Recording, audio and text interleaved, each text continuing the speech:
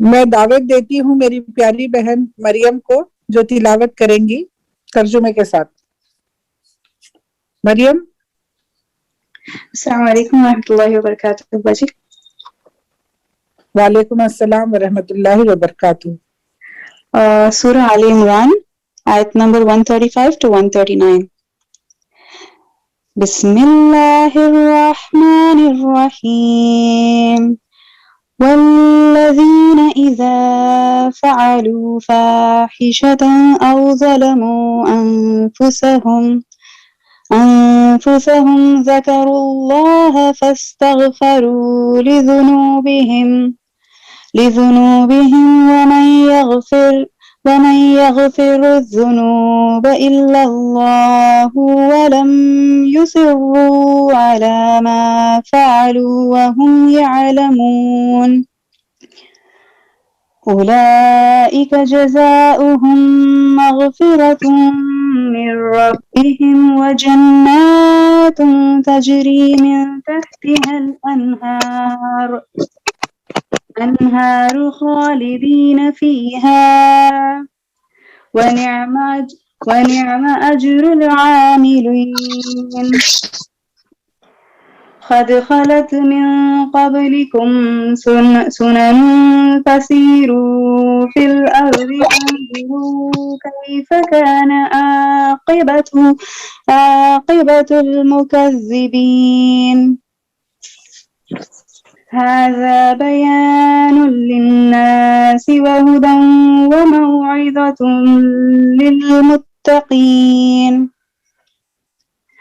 ولا تهنوا ولا تحزنوا وأنتم الأعلون إن كنتم مؤمنين.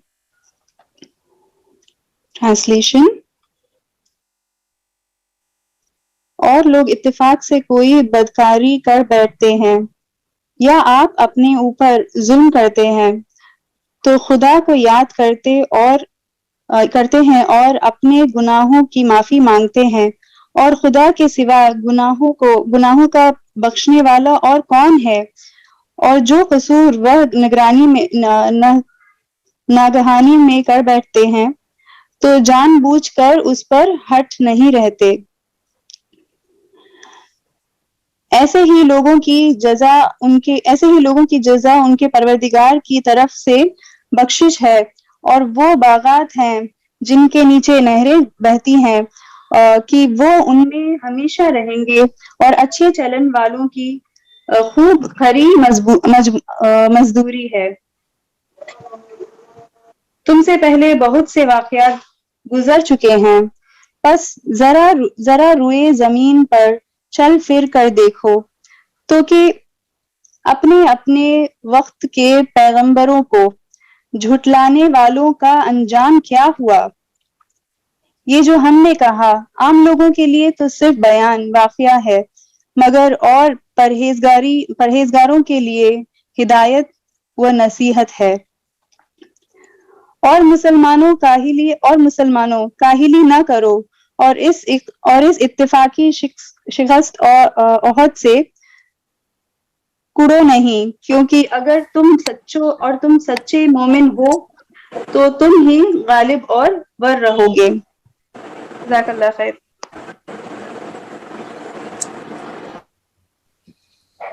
میں اب جزاک اللہ خیر مریم، بہت اچھی تلاوت کرے آپ.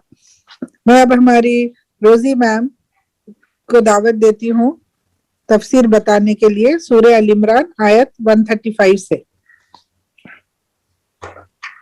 نحمده ونصلي على رسوله الكريم. أعوذ بالله من الشيطان الرجيم. بسم الله الرحمن الرحيم.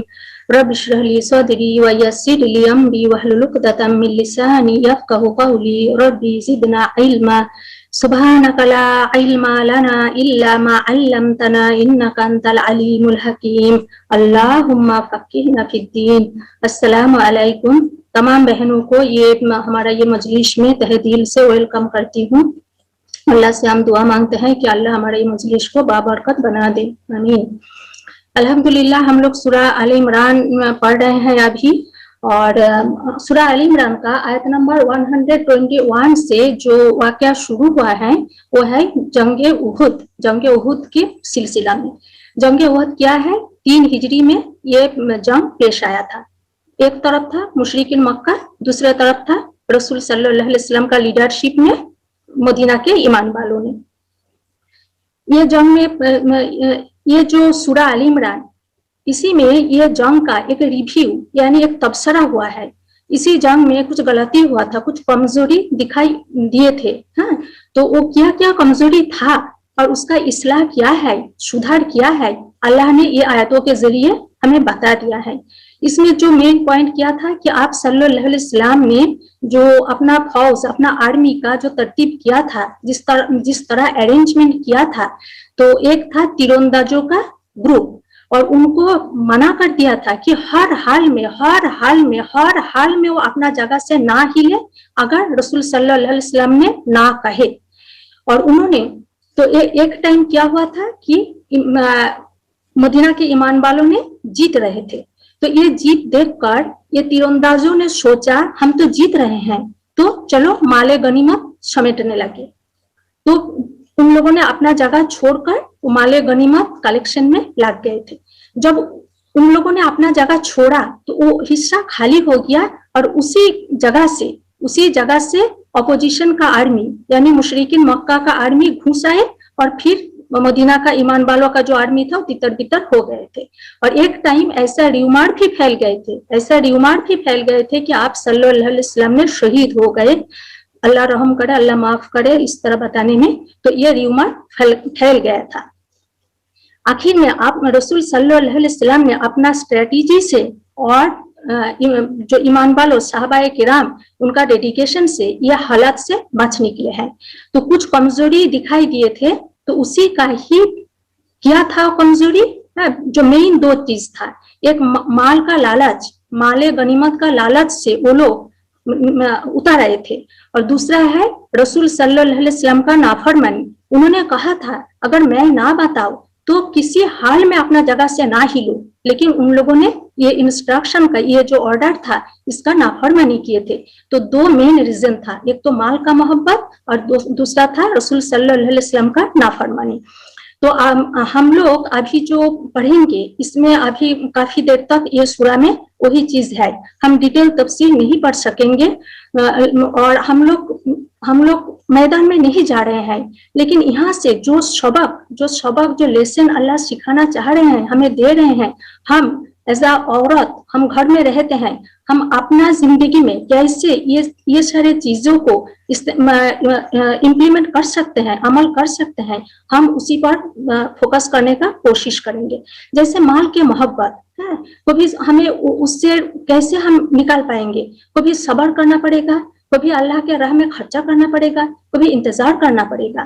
اسی طرح طریقہ جو ہے، اس میں جو لیسن اللہ نے دیا ہے وہ ہم اپنا ڈیلی لائف میں کیسے امپلیمنٹ کر سکتے ہیں، ہو سکے تو ہم اسی میں فوکس کریں گے. ڈیٹیل تفصیل انشاءاللہ اور کبھی پڑھیں گے. ابھی ہم دیکھتے ہیں جو لاسٹ ہوا تھا آیت نمبر 134 کا تفسیر پڑھتی ہوں، ترجمہ پڑھتی ہوں. اعوذ باللہ من الشیطان الرجیم، بسم اللہ الرحمن الرحیم. آیت نمبر 134. جو ہر حال میں اپنے مال خرچ کرتے ہیں، چاہے برے حال میں ہو یا اچھے حال میں ہو، جو غصے کو پی جاتے ہیں اور دوسروں کو غلطی معاف کر دیتے ہیں، ایسے نیک لوگ اللہ کے بہت پسند ہے. ہم بھی چاہتے ہیں ہم اللہ کا پسندیدہ ہوں. تو اللہ کا کون سا لوگ پسندیدہ ہے؟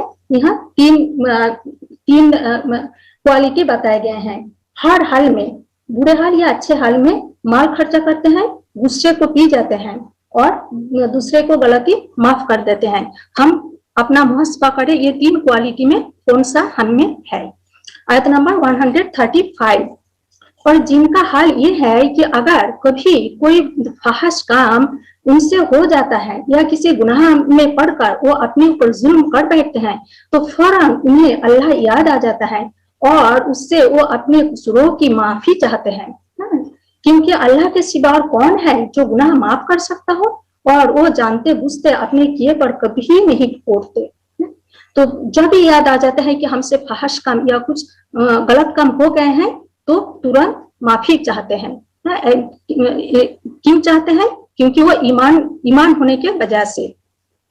आयत नंबर 36, ऐसे लोगों का बदला उनके रब के पास ये है कि वो उनको माफ कर देगा और ऐसे बागों में उन्हें दाखिल करेगा जिनके नीचे नहरें बहती होंगी और वहां वो हमेशा रहेंगे। कैसा अच्छा बदला है अच्छे काम करने वालों के लिए। तुमसे पहले बहुत से दौर गुजर चुके हैं, जमीन में चल फिर कर देख लो कि उन लोगों का क्या अंजाम हुआ जिन्होंने अल्लाह के अहकाम और हिदायतों को झुटलाया। कौन है ये? कौमे नूह, कौमे आद, समूद, कौमे आइका। हम देखा इन लोगों ने जो अल्लाह का अहकाम को झुटलाया, ठुकराया, तो उनका हाल क्या हुआ। जमीन में चल फिर कर देख लो। ये लोगों के लिए एक साफ और खुली तंबी यानी चेतावनी है, होशियारी है, और जो अल्लाह से डरते हैं उनके लिए हिदायत और नसीहत। ये जो पिछले कौमों का कहानी, ये लोगों के लिए क्या है? ये वार्निंग है, चेतावनी है कि उन लोग जैसा ना करो, अल्लाह का अहकाम को ना झुटलाओ, ना उसका टेढ़मेढ़ करो, ना बदलो। अगर करोगे तो क्या हाल होगा, उन लोगों का जो हुआ वही होगा। तो ये एक वार्निंग, एक चेतावनी, होशियारी। और जो अल्लाह से डरते हैं उनके लिए ये हिदायत। वो लोग जो अल्लाह से डरते हैं वो डर जाएंगे, नहीं बाबा उन लोग जैसा हम तो नहीं करेंगे, तो उन लोगों के लिए ये चीज नसीहत। नेक्स्ट 139 आया, हिम्मत ना हारो, गम ना करो, तुम ही गालिब रहोगे। जो उहुद, अभी उहुद का ही चल रहे, उहुद में अल्लाह ने ये ईमान वालों के लिए बोल रहे हैं, हिम्मत ना हारो, गम ना करो, तुम ही गालिब रहोगे। गालिब रहोगे, बट देयर्स अ कंडीशन। क्या कंडीशन है? अगर तुम ईमान वाले हो। इस वक्त अगर तुम्हें चोट लगी है तो इससे पहले ऐसी ही चोट तुम्हारे दुश्मनों को भी लग चुकी है। ये तो जमाने के उतार चढ़ाव है जिन्हें हम लोगों के बीच गर्दिश देते रहते हैं। इस वक्त तुम्हें चोट लगी यानी उहुद में अगर तुम्हें चोट लगी तो इससे पहले ऐसी ही चोट दुश्मनों को भी लग चुकी थी। कब? बदर में, पिछले साल बदर में भी लगी थी। ये तो जमाने का उतार चढ़ाव है, कभी उरूज कभी जवाल है। तो ये क्यों है?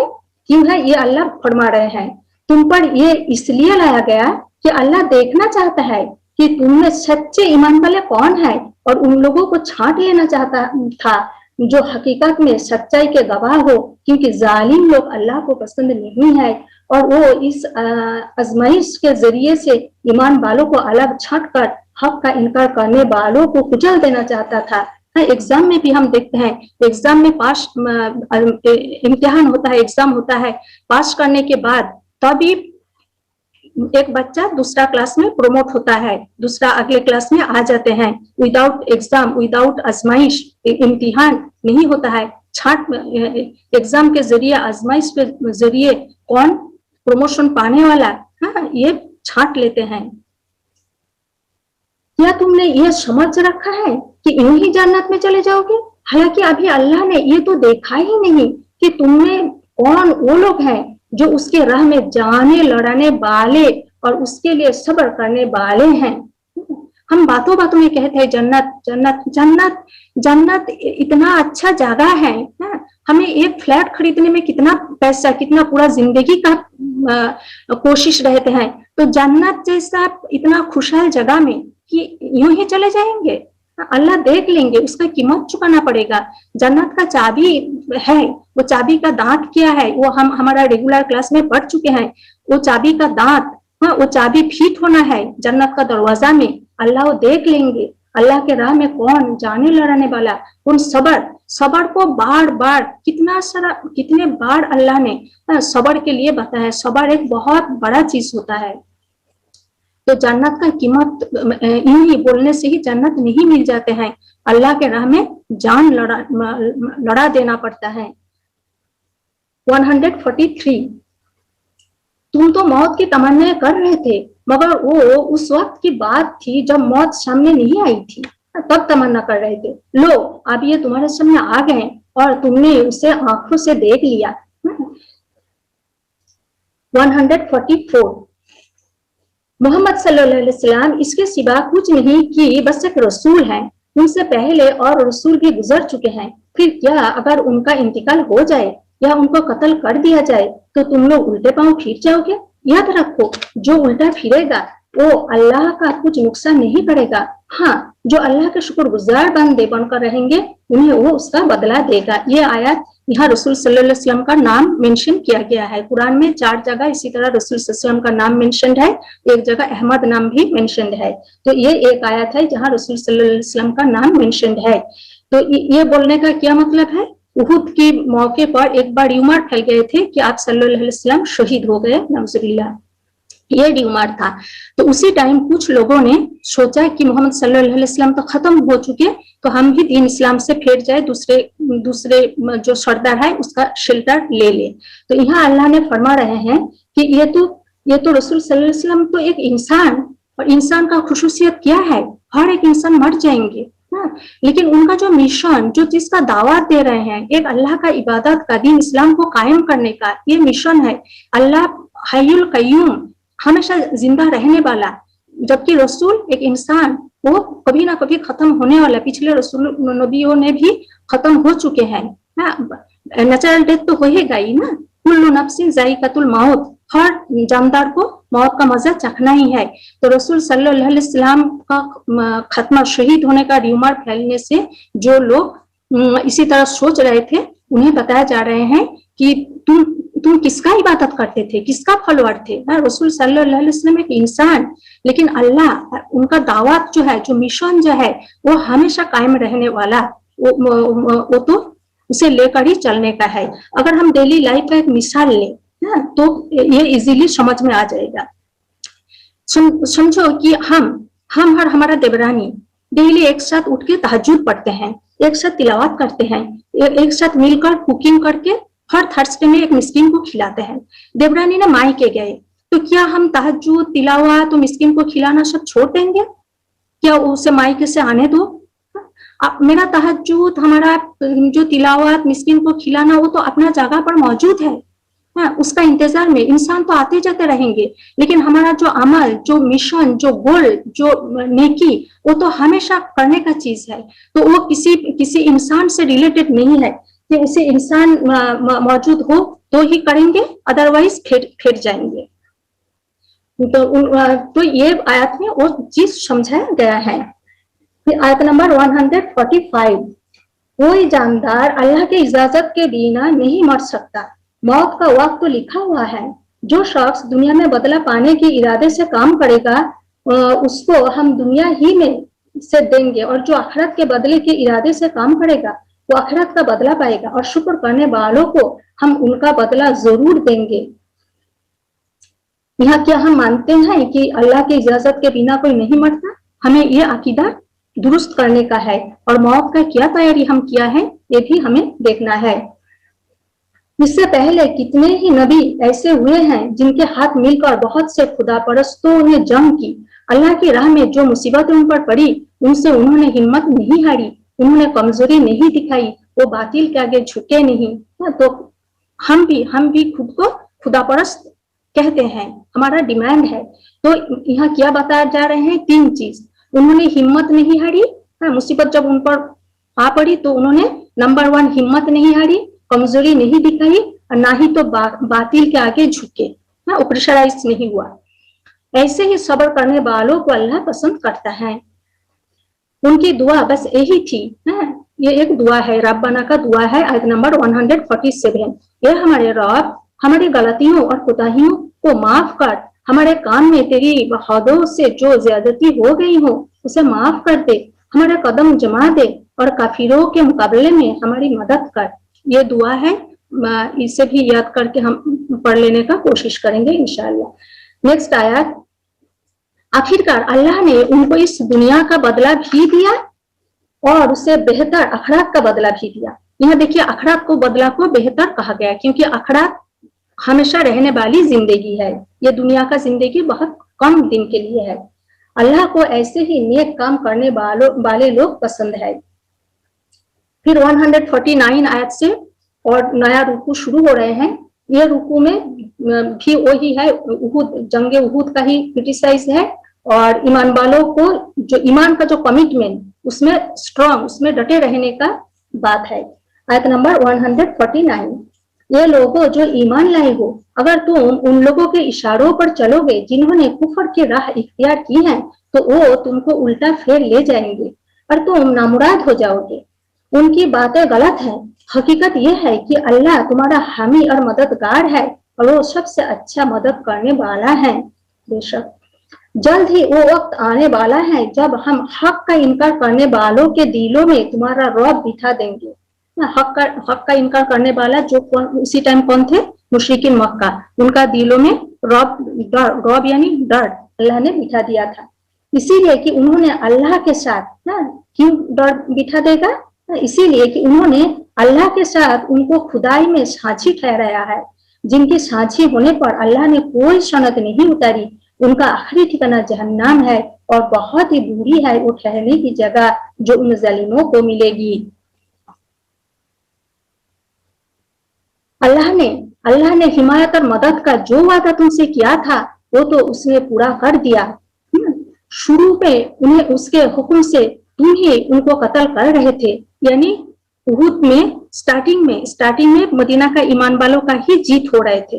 वो ही देखकर तीरंदाजों ने गलती कर बैठे, यानी स्टार्टिंग में शुरू में अल्लाह के हुक्म से तुम ही उनको कत्ल कर रहे थे, मगर जब तुमने कमजोरी दिखाई, मगर जब तुमने कमजोरी दिखाई, अपने काम में आपस में इख्तिलाफ किया, और जैसे ही वो चीज अल्लाह ने तुम्हें दिखाई जिसकी मोहब्बत में तुम गिरफ्तार थे, यानी माले गनीमत, तुम अपने सरदार के हुक्म की खिलाफ वर्जी कर बैठे। यानी रसूल सल्लल्लाहु अलैहि वसल्लम ने जो हुक्म दिया था कि अपना जगह से मत हिलो, मत उस जगह से दूसरा जगह में जाओ जब तक मैं हुक्म ना दूं, लेकिन ये सरदार का रसूल का हुक्म का खिलाफ तुम लोग गए थे, हुक्म का खिलाफ कर बैठे। इसीलिए कि तुम में से कुछ लोग दुनिया की ख्वाहिश रखते थे और कुछ आखिरत की ख्वाहिश रखते थे। दुनिया की ख्वाहिश रखने वाला ही माले गनीमत के लिए निकाल आए थे। तब अल्लाह ने तुम्हें काफिरों के मुकाबले में शिकस्त दी। तब अल्लाह ने तुम्हें काफिरों के मुकाबले में शिकस्त दी ताकि तुम्हारी आजमाइश करे। और सच तो ये है कि अल्लाह ने फिर भी तुम्हें माफ ही कर दिया, क्योंकि ईमान वालों पर अल्लाह बड़ी नजर इनायत रखता है। सुभान अल्लाह। तो हम यहाँ खुद को देखें कि हम दुनिया का ख्वाहिश रखने वाला या आखिरत का ख्वाहिश रखने वाला, माल का मोहब्बत हमारा कितना है दिल में। और दूसरी बात, हम जो रसूल सल्लल्लाहु अलैहि वसल्लम का जो हुक्म, वो हुक्म के मुताबिक कितना चलते हैं, कितना छोड़ते हैं। उनका हुक्म का खिलाफ करने से क्या हाल हुआ था, यही तो सबक है, यही तो लेसन लेना है। अदरवाइज गज़वाए उहुद हम क्यों पढ़ेंगे? सबक लेने के लिए हम पढ़ते हैं ना। तो अल्लाह के रसूल ने जो हुक्म दिया उसका खिलाफ करने से क्या नतीजा होता है? फिर माल का अननेसेसरी मोहब्बत, उसमें भी क्या नतीजा होता है? तो हमारा पोजीशन क्या है? हम इस आयत के आईना से खुद को देखें। और आयत का जो आखिर में है, ईमान वालों पर अल्लाह बड़ी नजरे इनायत रखता है। अगर हम चाहे कि अल्लाह का नजरे इनायत हम पर भी हो, तो हमें क्या करना है? ईमान वालों में होना है। हमारा ईमान को भी हमेशा जांच करते रहना है। ईमान बांटते हैं, घटते हैं, तो अगर हम चाहें कि अल्लाह हम पर भी नजरे इनायत रखे, तो हमें भी ईमान वालों में शामिल होना पड़ेगा, तो हम ईमान वालों होना पड़ेगा। नेक्स्ट आयत 153। याद करो जब तुम भागे चले जा रहे थे, किसी की तरफ पलट कर देखने तक का होश तुम्हें नहीं था, और रसूल तुम्हारे पीछे तुमको पुकार रहा था। उस समय तुम्हारे इस रवैये के बदला अल्लाह ने तुम्हें ये दिया कि तुमको रंज पर रंज दिए, ताकि आगे के लिए तुम्हें ये सबक मिले कि जो कुछ तुम्हारे हाथ से जाए या जो मुसीबत तुम पर नाजिल हो उस पर दुखी ना हो। अल्लाह तुम्हारे सब कामों की खबर रखता है। रसूल कब पुकार रहे थे? ये उहुद में रसूल सल्लल्लाहु अलैहि वसल्लम का एक टाइम बहुत ही ऑकवर्ड सिचुएशन हो गया था। चारों तरफ से मुशरिकों ने घेर लिया था और रसूल सल्लल्लाहु अलैहि वसल्लम ने पुकार रहे थे कि अल्लाह के बंदो मेरी तरफ आओ, अल्लाह की बंदो मेरी तरफ आओ। तो उसी टाइम अल्टीमेटली तो साहबा आ गए थे। वो गज़वाए उहुद में हम लोग ये डिटेल पढ़ेंगे इंशाल्लाह। तो वही बात यहाँ हुआ इसी आयत में, आयत नंबर 154। इस गम के बाद फिर अल्लाह ने तुम में से कुछ लोगों पर ऐसी इत्मीनान की सी हालत पैदा कर दी कि वो ऊँघने लगे। इसी तरह मार कर चल रहे हैं। और अल्लाह की किरामत, अल्लाह की मेहरबानी देखो, कुछ लोगों ने ऊँघने लगे, क्योंकि वो थोड़ा सा ऊँघने के बाद वो फ्रेश हो जाए, तो कुछ लोगों ने इसी तरह उनका थोड़ा सा नींद जैसा आ गए थे। मगर एक दूसरा ग्रुप जिसके लिए सारी अहमियत बस अपने फायदे की ही थी, अल्लाह के बारे में तरह तरह की जाहिलीना गुमान करने लगा, जो सरासर हक के खिलाफ थे। ये लोग अब कहते हैं कि इस काम के चलाने में हमारा भी कोई हिस्सा है। तुमसे कहो, किसी का कोई हिस्सा नहीं, इस काम के सारे इख्तियार अल्लाह के हाथ में है। तो तमाम काम का इख्तियार तो अल्लाह का हाथ में होता है। असल में ये लोग अपने दिलों में जो बात छिपाए हुए हैं उसे तुम पर जाहिर नहीं करते। उनका असल मकसद ये है कि अगर इख्तियार में हमारा कुछ हिस्सा होता तो यहाँ हम ना मारे जाते। उनसे ये कह दो कि अगर तुम अपने घरों में भी होते तो जिन लोगों की मौत लिखी हुई थी वो खुद अपने मारे जाने की जगह की तरफ निकाल आते। और ये मामला जो पेश आया ये तो इसीलिए था कि जो कुछ तुम्हारे सीनों में छुपा हुआ है अल्लाह उसे जांच ले, और जो खोट तुम्हारे दिलों में है उसे छांट दे। अल्लाह दिलों का हाल खूब जानता है। तुम में से जो लोग मुकबले के दिन पीठ फिर गए थे, उनके इस फिसलन की वजह यह थी कि उनकी कुछ कमजोरियों की वजह से शैतान ने उनके कदम डगमगा दिए थे। जो फिसल गए थे, रीजन क्या था? शैतान का वासवासा। शैतान कैसे घुसा? क्योंकि खुद में कुछ कमजोरी थी। अल्लाह ने उन्हें माफ कर दिया। अल्लाह बहुत माफ करने वाला और बुर्दबार है।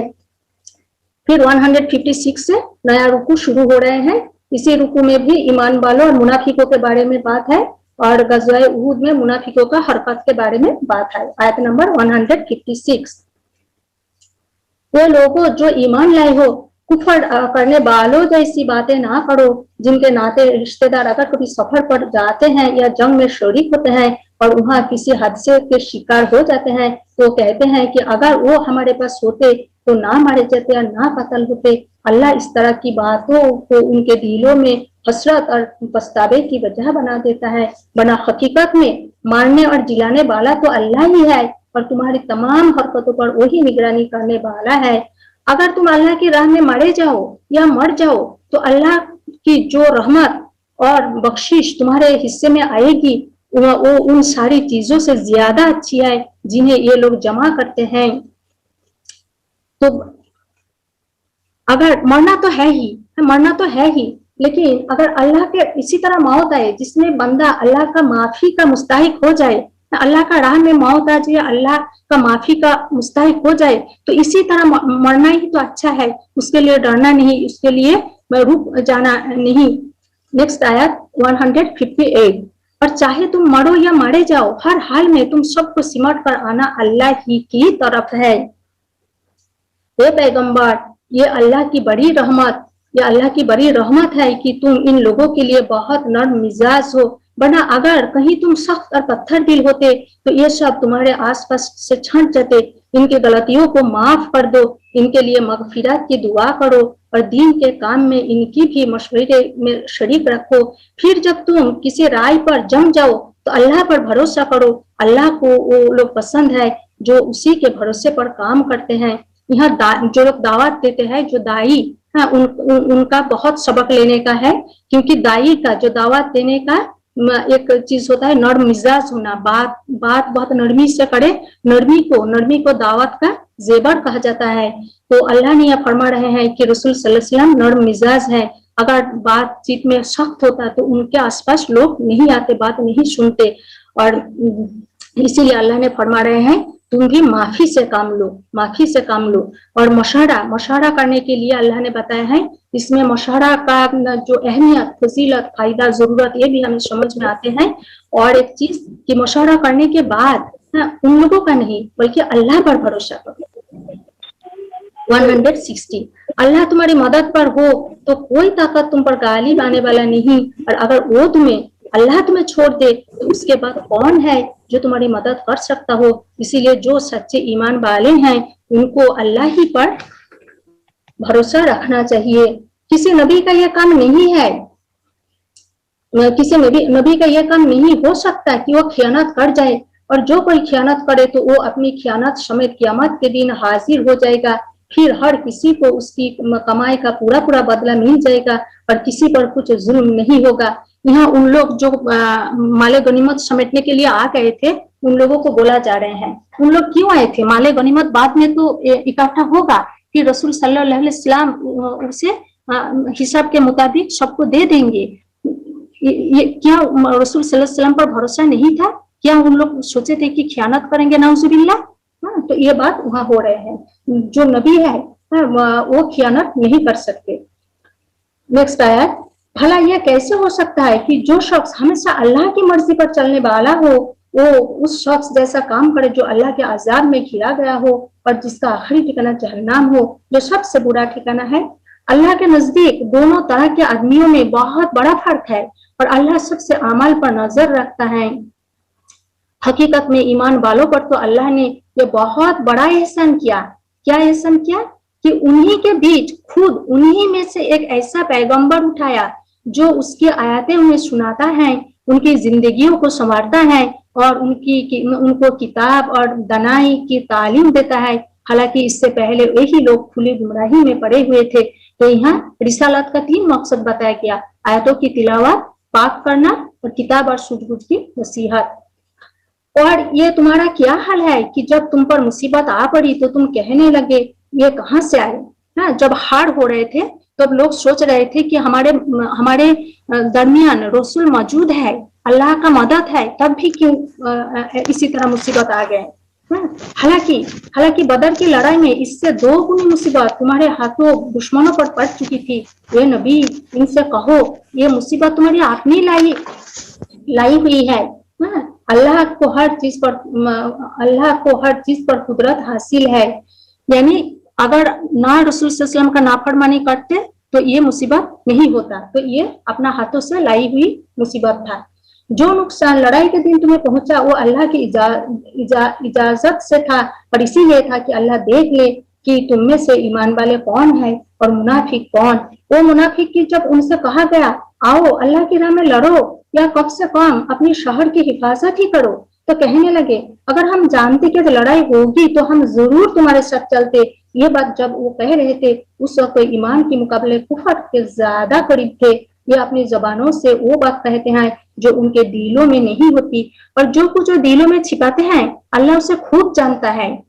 یہ وہی لوگ ہیں جو خود تو بیٹھے رہے اور ان کے جو بھائی بندھو لڑنے گئے اور مارے گئے ان کے بارے میں انہوں نے کہہ دیا کہ اگر وہ ہماری بات مان لیتے تو نہ مارے جاتے۔ ان سے کہو کہ اگر تم اپنی اس بات میں سچے ہو تو خود تمہاری موت جب آئے تو اسے ٹال کر دکھا دینا۔